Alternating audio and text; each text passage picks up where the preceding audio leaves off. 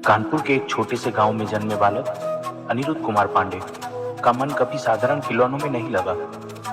जब वे महज 5वीं कक्षा में थे, तभी से उन्होंने श्रीमद् भागवत गीता और श्री सुख सागर जैसे ग्रंथों का अध्ययन शुरू कर दिया था। जहां उस उम्र के बच्चे कहानियां पढ़ते हैं, अनिरुद्ध ने गीता के श्लोक में जीवन का सार ढूंढना शुरू कर दिया। उन पवित्र पन्नों को पढ़ते पढ़ते उनके नन्हे से मन में वैराग्य की चिंगारी जल उठी। जब वे 12-13 साल के हुए तो एक दिन उनके दिमाग में एक ऐसा गहरा सवाल आया जिससे उनकी दुनिया ही बदल गई। उन्होंने अपने माता पिता को देखा और सोचा, यह माँ बाप, यह भाई बहन, यह तो सब शरीर के रिश्ते हैं। माँ बाप शरीर से अपने हैं, पर मेरी इस आत्मा से अपना कौन है? कौन है वो जो इस शरीर के छूटने के बाद भी मेरा हाथ नहीं छोड़ेगा? इस सवाल ने उसे रातों को सोने नहीं दिया। अंत में उन्होंने अपना मार्ग चुन लिया। उन्होंने अपने माता पिता के चरणों में सिर झुकाया और बड़ी मासूमियत से आज्ञा मांगी, माँ, मुझे इस असली साथी की खोज में जाने दो जो मेरा अपना है। आंखों में आंसू लिए माता पिता ने अपने कलेजे के टुकड़े को परमात्मा के मार्ग पर जाने की अनुमति दे दी और इस तरह एक घर का चिराग पूरी दुनिया को रोशनी देने निकल पड़ा। घर छोड़कर अनिरुद्ध जी सीधे भोलेनाथ की नगरी काशी पहुंचे। वहां उनका नाम हुआ ब्रह्मचारी आनंद स्वरूप। काशी में उन्होंने लगभग 10 से 12 साल बिता दिए दोस्तों, और यह साल उनके जीवन के सबसे कठिन अग्नि परीक्षा थी। काशी की कड़ाके की ठंड जहां हड्डियां तक कांप जाए, वहां अनिरुद्ध के पास रहने को छत नहीं थी।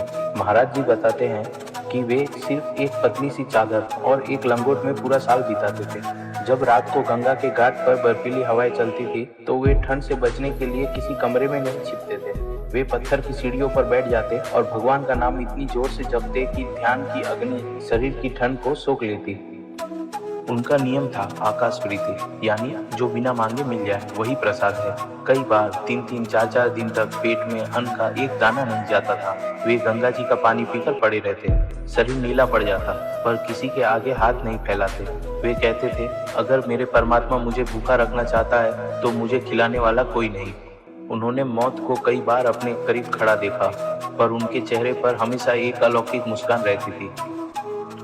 काशी की उस तपस्या से उन्हें पौलादी बना दिया था, पर अभी भी उन्हें उनकी मंजिल नहीं मिली थी।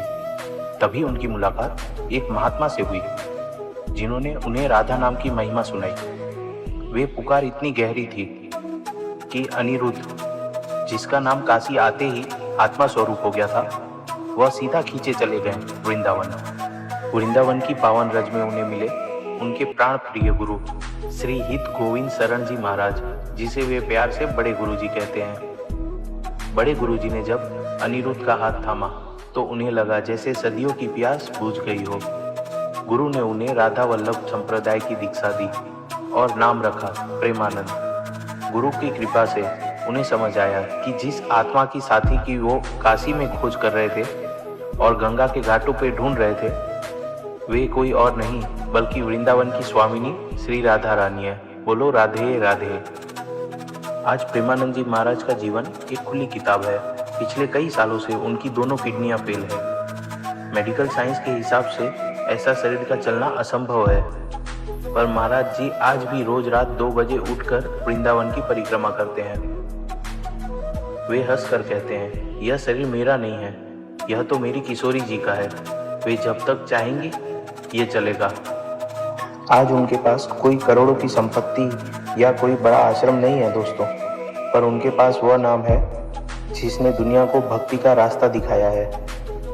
अगर आप भी इस महान संत के दर्शन करना चाहते हैं, उनसे मिलना चाहते हैं, तो आपको वृंदावन की पावन गलियों में आना होगा। वे अब कभी वृंदावन छोड़ के बाहर नहीं जाते।